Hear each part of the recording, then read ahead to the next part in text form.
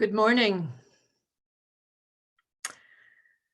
Welcome to our online worship service for First Unitarian Society of Ithaca, a community that creates connection, finds inspiration, and engages the world, even amidst these uncertain times. We are glad you have carved out time to be together this morning, even in this new way. I'd imagine that we have some folks joining us who have not joined us before, perhaps from other congregations in this cluster. A special shout out to our friends from Athens, Pennsylvania, or from Ithaca community or otherwise joining us for the first time. Welcome, welcome, welcome. There is a lot of uncertainty right now, but we are certain that we need one another. A few announcements before we begin. I think we'll start with the stewardship announcement from Sharon.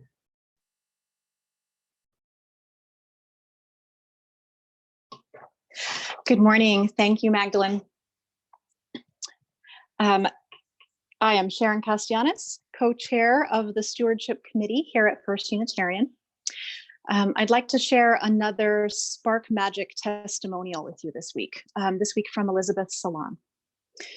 FUSIT has been magical for me in so many levels. A home of friends, always there, strong and true to my principles. And I raised my daughter in the community.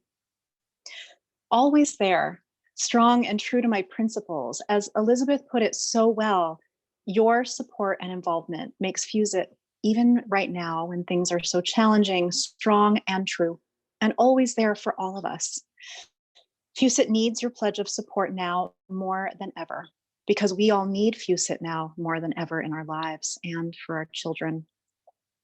On behalf of myself, of co-chair David Solomon, and the entire stewardship team, I want to thank you. To date, we have received 129 pledges totaling $248,600 for our Spark Magic campaign. And that means that we are 2/3 of the way to our goals. If you'll remember last week, I let you know that we were behind and we were not even halfway yet.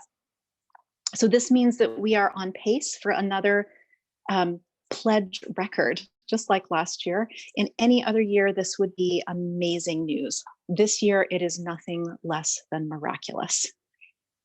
It shows just how much First Unitarian means to our congregation and how much you do to support our community now and in the future. Always there, strong and true to our UU principles. You all are truly magic. Now, 2/3 of the way is not 100% yet. We still need some more pledges to come in if you are able. Your pledge is your promise. There's no need to make your payment immediately.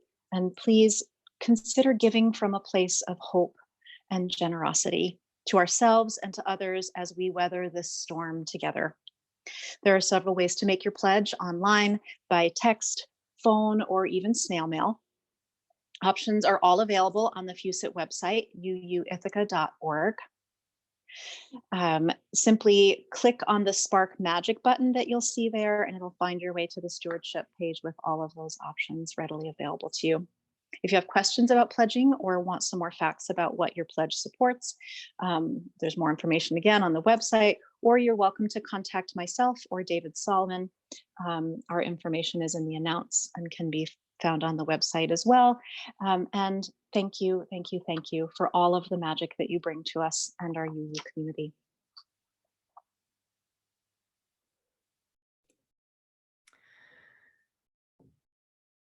Thank you so much, Sharon. Please be sure to check your email, our Facebook page, and our website for more information about how to create connections amidst this experience of physical distancing that we are having. For instance, we are moving all in-person meetings to online formats using Zoom. Events such as Newcomers, Inspired, Connected, and Engaged, the NICE group, Those meetings of our ministry teams and committees and small group ministries are moving to the Zoom format, so stay tuned for additional information. Each Monday, we will be sending out an email to everyone on the email list with the upcoming opportunities for engagement for the week. If you'd like to receive updates, please email office@uuithaca.org to be added to the announce list. Let's now take a moment and each of you say out loud or silently to yourself the name of someone you are grateful for this week. I am grateful for my family, but this week I'm especially thinking of my 86-year-old Aunt Helena. She lives in northern Minnesota, and I have been in an email conversation this week with her about family history and something that would have not happened without this unexpected isolation. Who are you grateful for?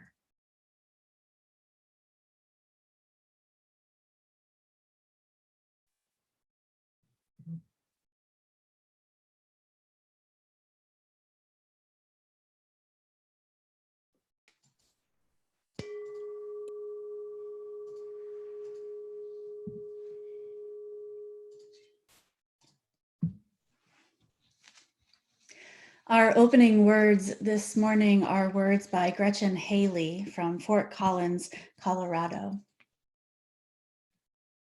There is enough space between us to hold all that you are carrying, all you've been waking, wondering, worrying, or wearing out with confusion or attempts to control, trying to find some sense of normal. All of your irritability, your curiosity, your fragile sobriety, your numb disbelief, your loneliness, your exhaustion, your daily question, allergies or the virus, and your joy. We can hold that too. We can hold all of it here for this time and bless it. Here we will call each other just as we are, beloved. Here in this far apart space that is also close in, so much remains uncertain in each passing breath. The ground is shifting. All we can say for sure is that we are caught in this tangled blessing of life, of grief and gratitude together. Like always, except more.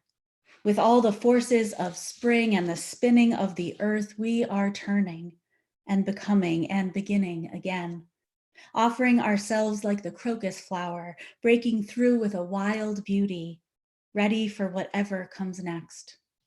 Come, let us worship together. Whoever you are, whoever you love, wherever you are on your spiritual journey, you are welcome here. Here you belong. The flaming chalice is the symbol of mystics and heretics, artists and activists, reformers and refugees, and Unitarian Universalists everywhere.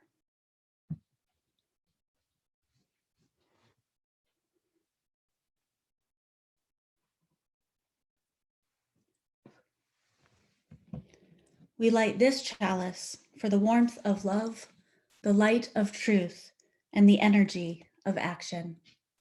Let's sing together. Our first hymn is number 400, Shalom Havarim.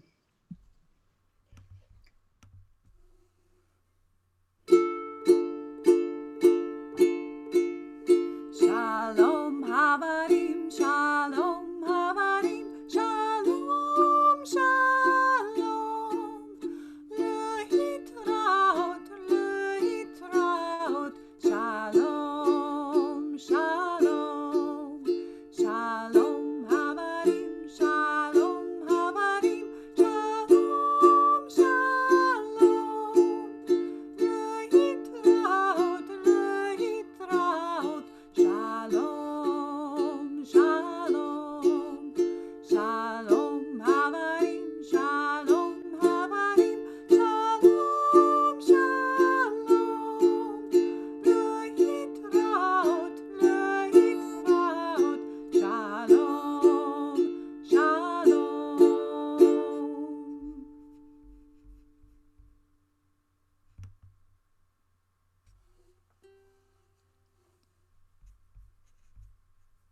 morning, everyone. Welcome for Time for Wonder. I've been feeling pretty disappointed this week. We were supposed to be on vacation and we obviously couldn't go. I've been wondering if any of you have felt disappointed this week. Has anyone had a birthday in the last couple of weeks? How about an anniversary or a promotion or any other event that might have called for celebration? We've missed a few celebrations, and I know that our Jewish friends are going to be starting Passover this week, and they can't celebrate in the traditional way. I don't want to feel disappointed anymore.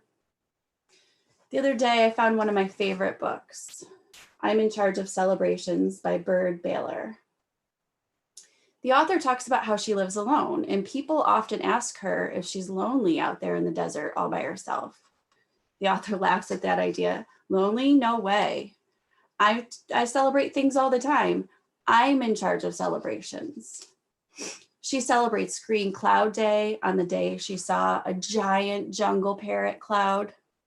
And on August 9th, it's Rainbow Celebration Day, where she celebrates the first time that she saw a triple rainbow. And then that special day that she sat and stared on a coyote, at a coyote, that day is now Coyote Day. So I know that some of you have had some celebrations already and you've celebrated in different ways. Like maybe you had a virtual birthday party or you pretended that you were on vacation anyway. I want to see more pictures and I want to hear more about the ways that you're celebrating. So today I'm going to celebrate not being disappointed anymore. And I'm going to declare this, I'm in charge of celebrations day. Let me know what celebrations you're in charge of now.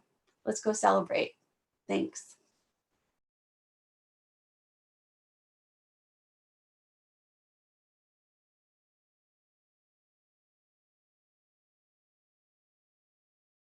Hi, everybody. In the spirit of reverence, love, and care, we take time now to bear witness to some of the joys and sorrows of our community. We want to share those events that call for our prayers and support and praise and celebration. From Patrick and Josette Garrison, they want to thank everyone for our Sunday services. They find it very encouraging.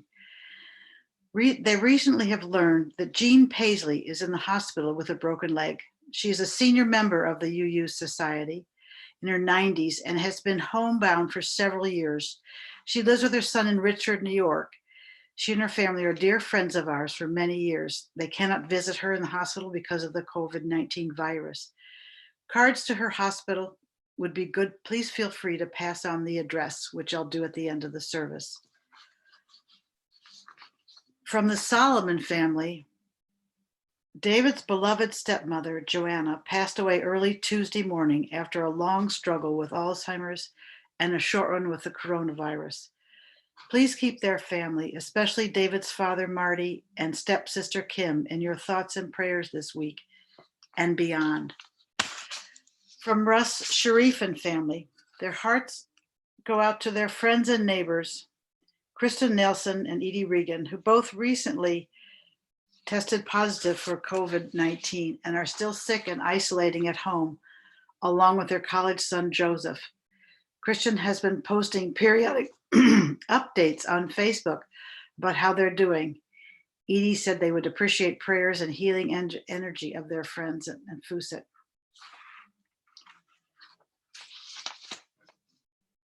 For those we are holding in our thoughts, in our hearts, and perhaps in our prayers, let us call these names out loud into this community, into this space of healing and hope right now.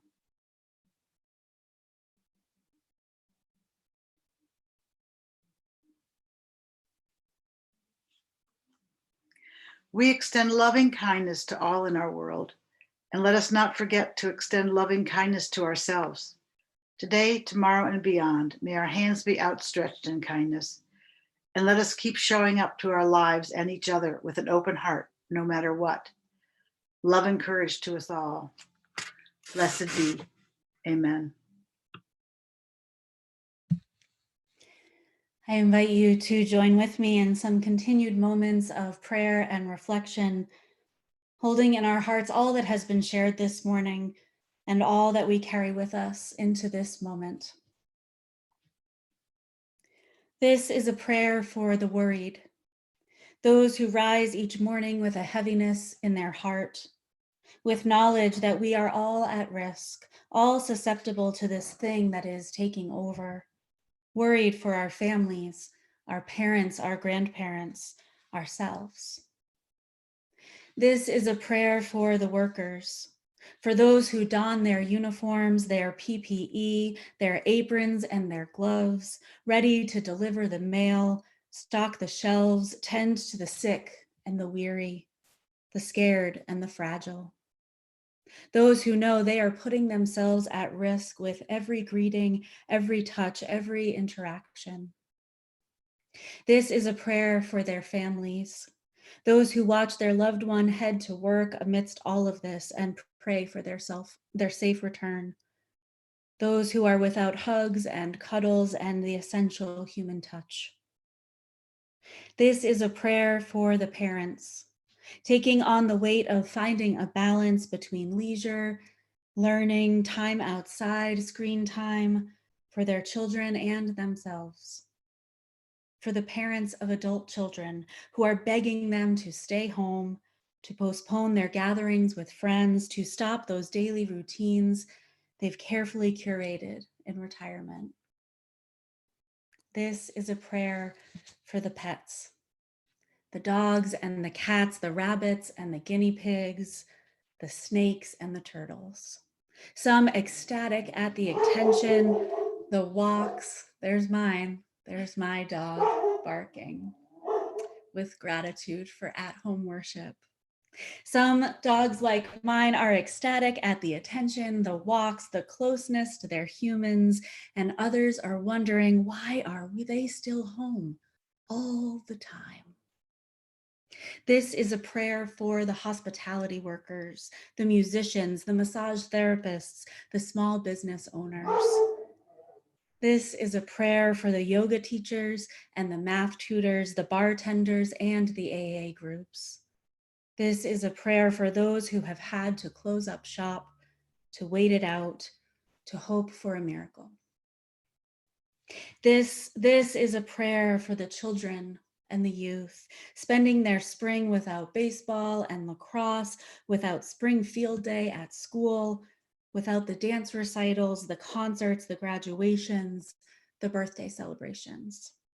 The children and youth who live with fear and with worry, carried in their tiny little hearts, the 3-year-old asking to go to the playground if he has to wear gloves. This is a prayer for those who are grieving, who have had to say goodbye from a distance, who can't visit at the end, who are saying their own memorial prayers for the time being until the funeral can happen.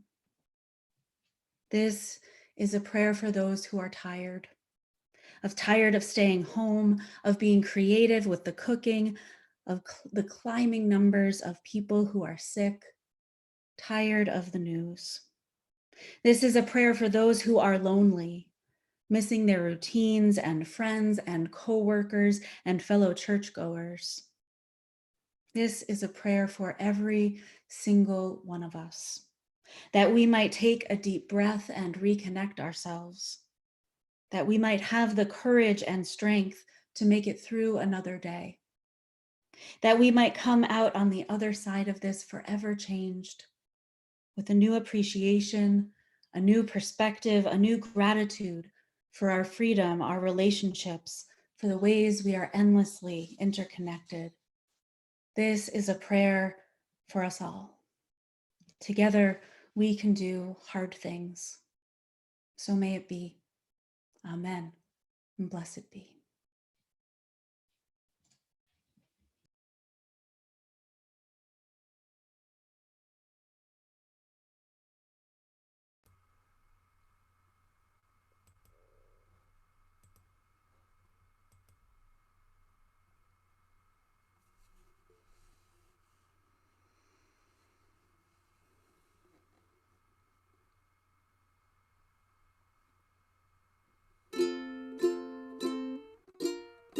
From you I receive, to you I give. Together we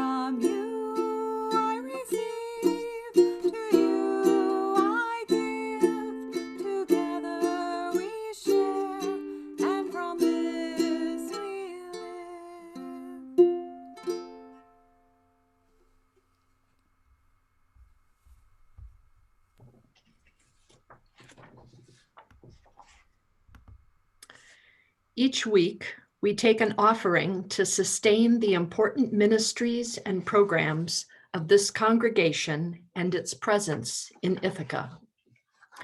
Today is a shared plate. This means that we give today's offering to a deserving local organization doing good work in the Ithaca area.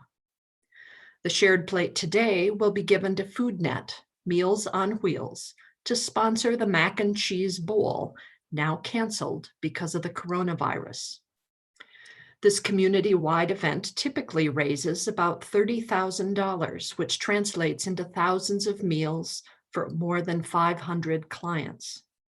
As a home-based program, FoodNet will be incredibly important in the upcoming weeks. Please help us close the gap by donating to the offering today via text or by mailing donations by check directly to FoodNet Meals on Wheels, 2422 North Triphammer Road. That's in Ithaca. Today, we will accept your gifts to FoodNet and to our church in a variety of ways, via text, on our website, or by placing payment in the mail. We are committed to being the church in this crisis, and we need your support. This includes full payment to all staff, including paid sick leave for those who cannot do their work from home. May these gifts support connection, inspiration, and engagement for this congregation and the way it ministers to the world. This morning's offering will now be gratefully given and received. Thank you.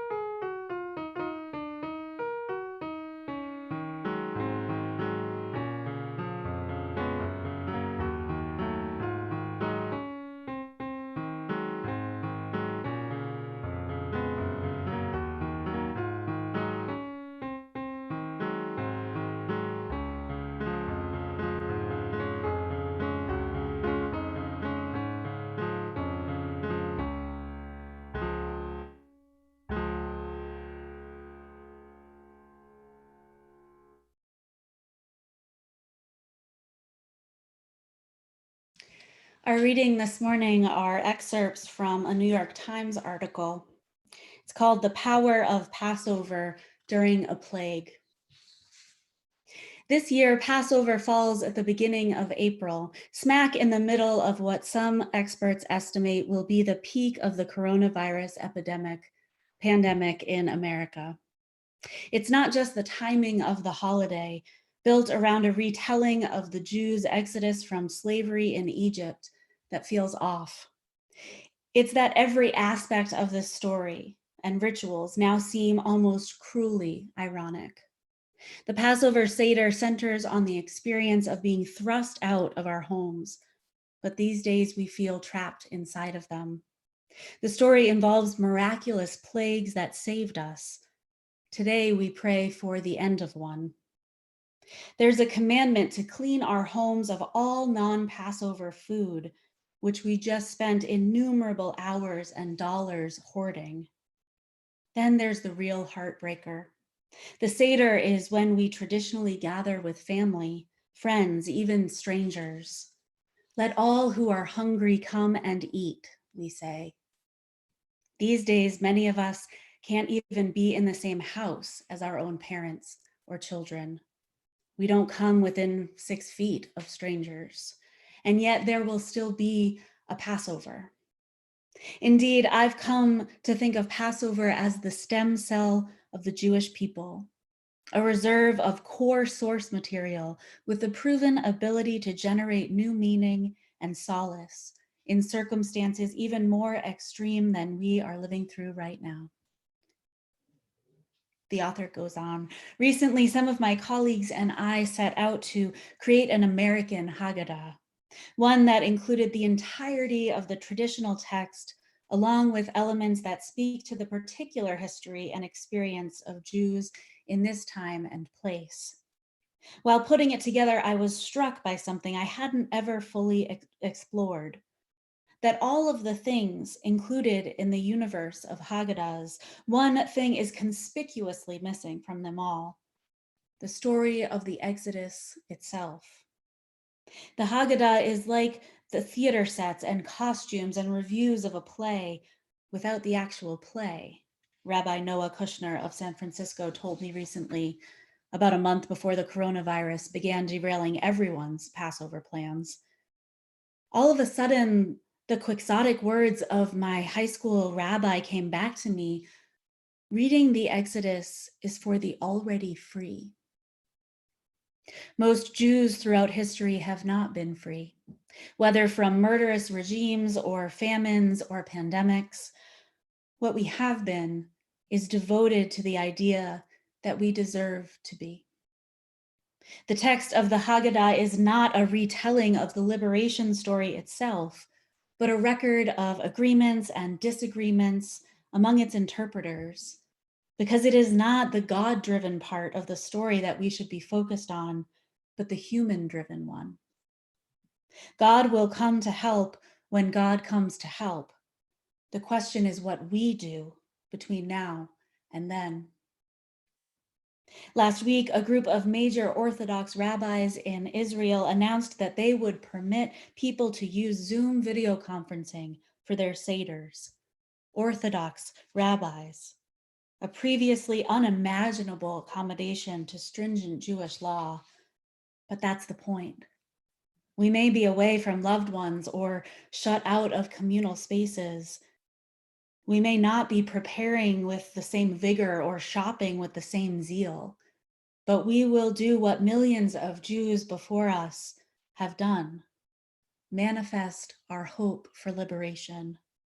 That is our obligation and our privilege, all the more so in moments when the taste of freedom from oppression, from want, from disease is not yet ours. A reading from the article, "The Power of Passover During a Pandemic." As many of you know, my father is a musician, a music educator to be more specific. And my mother is also an educator, but of social studies. They're both retired now. Now, when I was younger, I would listen to them talk about budget cuts and what the expectations were of them from their departments and their school systems. And my father was always worried that his program might get cut, that the arts, as they're known, were simply not as valuable as the academic subjects. Like you, I'm spending a lot of time in my house these days, sometimes singing, listening to music, even dancing. And I've seen countless videos of music groups, creatively, oh my gosh, creatively piecing together songs using video software. There's one video in particular of Berklee School of Music students who are singing What the World Needs Now. I urge you to check it out. It's nothing short of stunning. And I've seen videos of people in Italy playing music together from their balconies. I've seen videos of young people playing music for their grandparents through the windows at nursing homes. I've seen countless free concerts from famous musicians on Facebook Live. I've seen endless examples of creativity, of talent, of pure joy that comes from creating something beautiful amidst the worry and the threat of this pandemic. And my prayer is that when all of this is said and done, that we don't forget that we continue to value the arts in education and in society, that we remember that they were a huge part of getting us through this dark time. There are so many of us who are saying that we just want things to go back to normal, that we want our normal lives back. And I have to say that I think that would be a tragedy.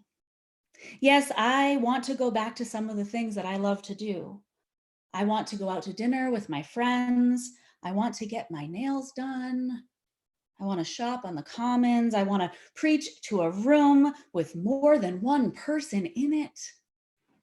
I want that feeling that fills my heart when we sing hymns together, stumbling through those awkward page turns and notes in the teal hymnal. I miss the teal hymnal. I miss hymnals. I want to do all of these things. And I want us to learn from this. Our normal is not a place I want to return to. I want us to remember that the people who saved us are the same that we as a society have denied fair wages. Those so-called unskilled workers who have been denied fair working conditions and pay. I want us to remember that it is possible for us to drive less, to consume less, to waste less. I want us to remember that perfection and productivity is not always the goal. I want us to remember that we are creative beyond measure, that we are stronger than we thought we were. I want us to remember that we mean so much to each other, that we are willing to press the pause button on our lives so that we can save each other. I want us to co-create a new way of being. Now, this coming week, our Jewish cousins in faith and some among us will be celebrating Passover. And this is a holy day that marks the journey from slavery to freedom, a journey with disappointments and hardship, bitterness and courage.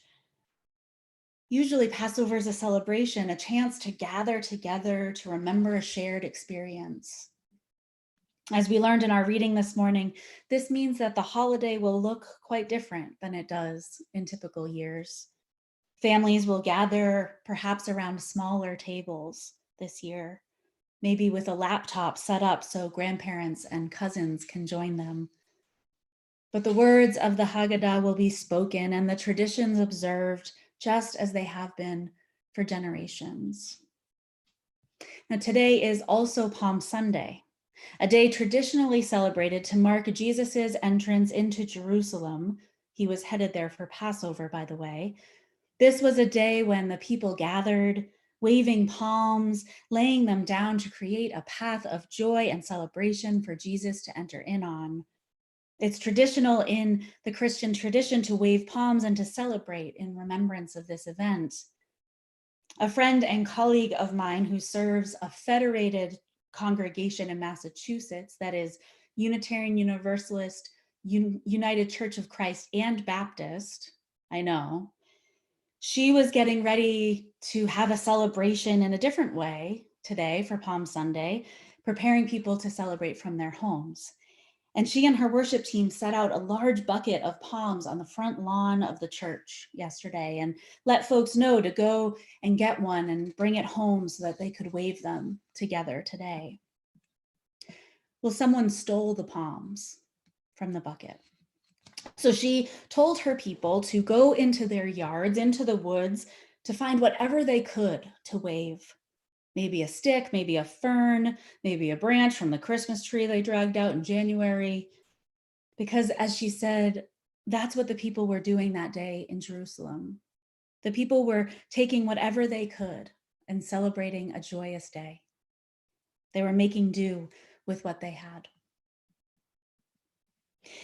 Some of the stories in the Bible, the story of Passover, the story of Palm Sunday, other sacred texts, not just the Bible, these stories are told over and over again because they still hold meaning. They're timeless. These stories of communities doing hard things and celebrating together illustrate the power of the human spirit. In the story of the world, there has always been struggle. In the story of the world, there has always been hatred. In the story of the world, there have always been those who wish to do us harm. In the story of the world, there has always been illness and pain. And in the story of the world, there has always been caring and compassion. In the story of the world, there has always been perseverance. In the story of the world, there has always been creativity and love. Sometimes we just have to look a little harder to find it or create it ourselves. So this week, as we hunker down again for some more time of staying in and staying focused, this week, as we celebrate or grieve or bake loaves upon loaves of bread or wave palms or eat seders, this week and in the weeks to come, may we remember our strength and our courage. May we be kind to ourselves and each other. May we journal and tell stories and laugh and cry, and may we never lose that focus that we are doing this all for each other because love. So may it be. Amen, and blessed be.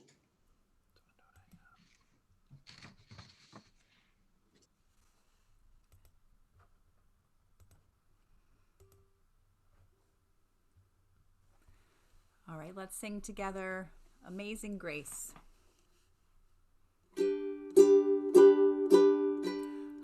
Amazing grace, how sweet the sound that saved a wretch like me. I once was lost, but now am found, was blind, but now I see.